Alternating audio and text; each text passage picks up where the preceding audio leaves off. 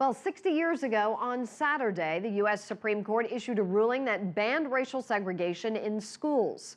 But as CCTV's Daniel Ryntjes reports, the landmark 1954 decision known as Brown versus Board of Education has failed to tackle the legacy of education and economic segregation. Founded in 1870, just after the abolition of slavery, Dunbar High School in Washington, D.C. was the nation's first for African-American students. Many great black politicians, artists, sports stars, musicians and scientists got their start here.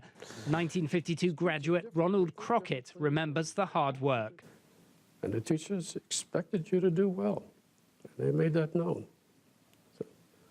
So there I was. I was living in public housing, and I certainly wasn't part of the elite. But Dunbar changed all of that. In 1954, the Supreme Court ended the legal basis for segregated schooling, providing hope for a more integrated school system. It's not diverse, is it?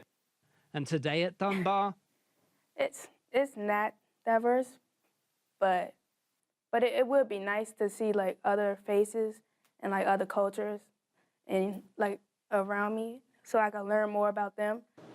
even with its storied history of educating some of the nation's brightest minds, the modern Dunbar mirrors the struggles of America to still overcome the legacy of racial inequality.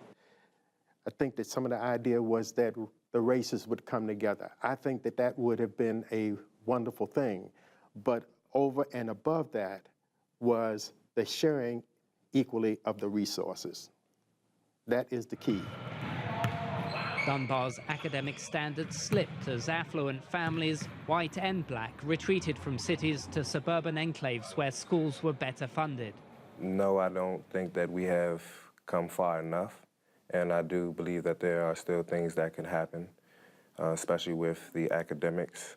I know right now my peers, some of them are still, I'd say, struggling in some of their areas. But Dunbar is fighting back.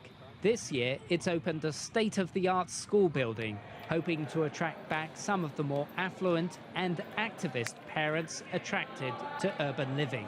Neighborhoods are gentrified, and people are starting to select schools and forcing them to be better and getting involved.